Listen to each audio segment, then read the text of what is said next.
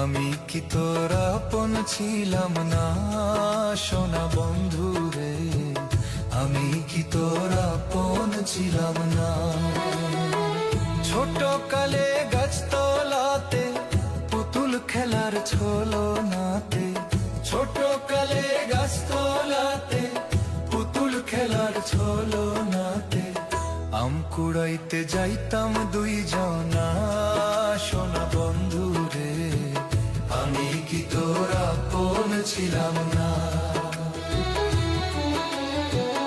আমি কি তোর আপন ছিলাম না সোনা বন্ধু রে, আমি কি তোর আপন ছিলাম না।